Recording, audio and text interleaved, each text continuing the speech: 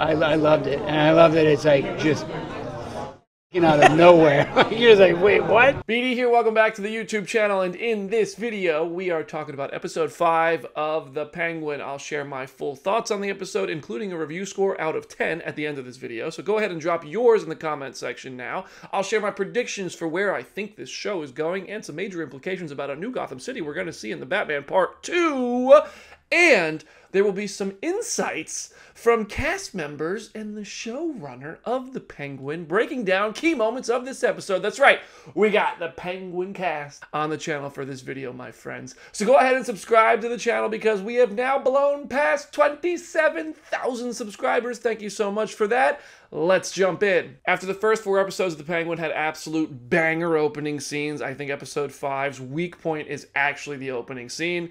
And using TikTok as a plot device, not my favorite moment in The Penguin. Not that there's anything wrong with TikTok, it just felt like one of those things that took me out of the show for the first time. That said, I do know that police officers in the real world will use like Instagram and TikTok and social media to see criminals posting the dumb shit they're doing on social media in real time to go catch them. So the fact that Oz was able to track down a criminal based on some stuff he posted on the internet, that's not that outlandish in a world that's intended to feel gritty and reflective of our own. But also what that scene leads to, is that a big old pair of brass beach ball sized nuts on Oz that he would go after the Maroni son and kill him later in this episode? Or is it stupidity and blind ambition? Or maybe it's a bit of both. It's hard to tell so far because Oz kind of keeps on surviving, but he's making moves that you're like, bro, are you dumb? What are you thinking? The Sofia side of this episode is fantastic. Sofia's story all along has been great, and I was wondering, like, aren't they immediately going to wonder, was Sofia responsible for killing all the Falcones? How are they not questioning her on it? And they did, because the writing on this show is great, and they don't miss details like that. Even better is Sofia flipping it on the police chief and being like, yo, you know how you're corrupt? Well, I could get you for that. So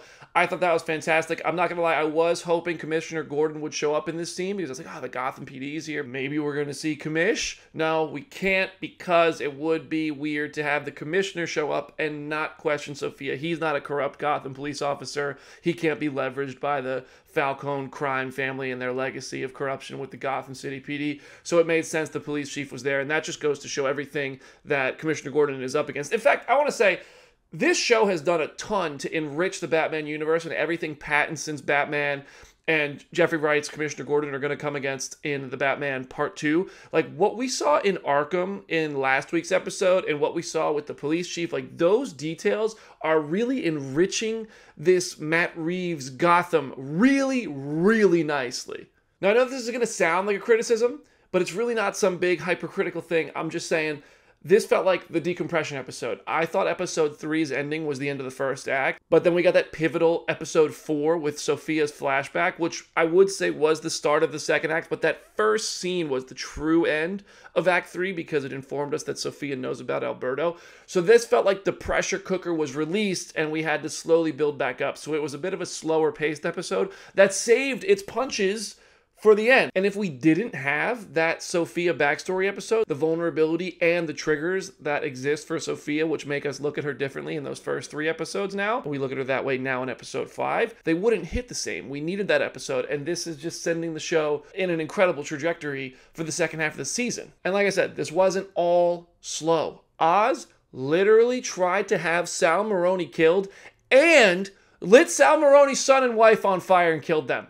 Bro, what? Is this man mad? I mean, yes, he's a villain. He's a psychopath. He's a crazy bad guy. But that was insane. I did not see that coming. I remembered in the trailers that Oz opens fire in this setting, but I had no idea that he doused Sal's son in gas and was about to light him up like a Christmas tree. I love this show. And those are the big explosive moments. There's also small details, like Don Mitchell had a billboard up. Don Mitchell died in the beginning of The Batman. He was killed by the Riddler. And because of the floods, because of the way Gotham doesn't prioritize helping citizens and rebuilding, that billboard is still up. There's a new mayor. There's still a campaign billboard for a dead mayor up in Gotham. And then Sofia becoming Sofia Gigante and boom! Blowing VD's brains out in front of everybody, all while wearing her mom's fur coat. Like, this was so fulfilling. After seeing what Sofia went through. And Sofia wasn't perfect. I know in last week's video I was talking about how Oz completely threw Sofia under the bus and she went to prison because of him. Sofia was not perfect. She was no angel. She wasn't exactly the nicest person to Oz or very receptive to him trying to climb the Falcone family ladder at all. But she was still the most pure out of everybody, and now she's, boom, blowing the brains out of made men, and then all the other people have to grab that bloody cash off of his corpse. I actually saw Michael Kelly at Comic-Con, and I got to talk to him about that. He had to sit there and hold his breath and lay in that blood all day, which I think is amazing. But also, I got a clip of him talking about this scene. Watch this. I loved it, and I love that it's like just bunking out of nowhere. You're just like, wait, what?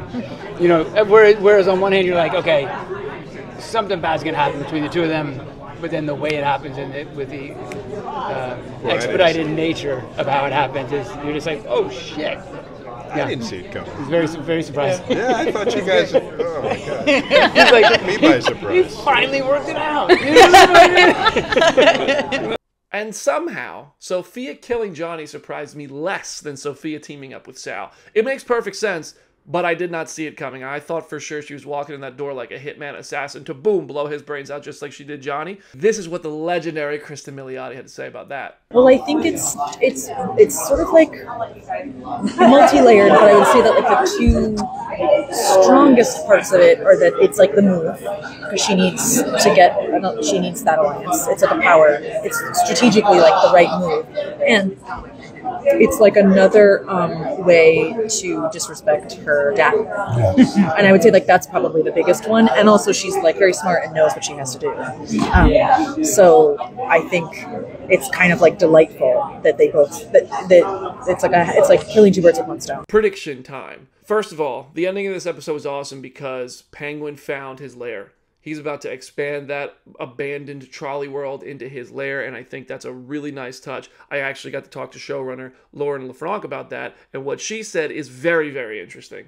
You know, it was important for me to have a space that felt like an underground sewer-like environment for Oz, you know, to pay homage to the comics and things like that, but doing it in a grounded way, to have it built from a childhood experience that he had, and also smartly give him access to the city and be able to do what he does literally without anyone knowing, and being able to like figure out how he's moving around the city.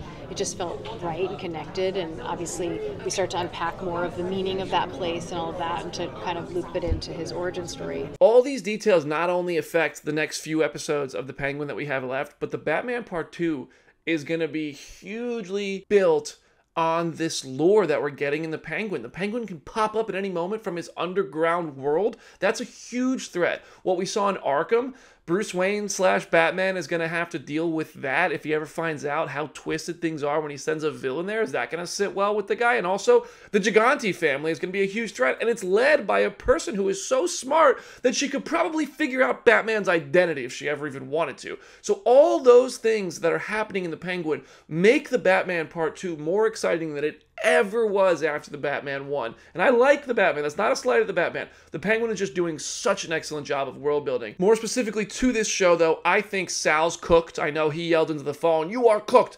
just like his wife and son were. The Gigante family is going to be the crime syndicate that's ruling over Gotham. I think Sofia is using him, and he is furious and ambitious enough to be taken advantage of by somebody as smart as Sofia. But also, how did that prison guard fuck up killing Mr. Krabs? Like, bro, you were an armed prison guard, you tried to shank a man, and you failed? And as unhinged as Oz is, I think we're going to get fully unhinged Oz when his mom dies. As soon as he looked at Vic and he said, "My mom, she's what keeps me good. I gotta know she's all right," I was like, that woman is not making it out of this show alive. I still don't think Vic is making it out either, but I think his mom is done, and I think that's what's going to be what sends Oz off the deep end, full crazy manic penguin mode. So what did I think of this episode on a 10 scale? I loved it. I thought this was the first step back to catch our breath. Like, our collective breath has been gone for 4 straight weeks. This one gave us a chance to decompress and then sent us catapulting in another direction by the end. I think the directors of this show making choices like having continuous shots, like when Oz was laying on the bed with his mom, and allowing the brilliant performances to come through, are really making this show super enjoyable. And then there's tiny details like the wear and tear, the rotting of the Gotham Trolley token to show you how long that system underground has been abandoned for. The whole world building of this show is fantastic. The acting continues to be fantastic, and I thought that the dialogue was fantastic, except I did think the opening scene had a little bit of weird exposition to it that I haven't really experienced in The Penguin yet, and that's me just trying to be critical. So overall, I'm giving The Penguin episode 5 a 9 out of 10. What would you rate The Penguin episode 5 out of 10? Drop your thoughts in the comments section. I look forward to hearing from you. Please continue to subscribe to the channel because we only have a few episodes left, and it's been a super fun run talking about The Penguin with everybody, and we flew past 27,000 subscribers. We'll have more insights from cast members for future episodes right here in the breakdown videos. Thank you for helping making that possible. I'm BD. I'll see you in the next video.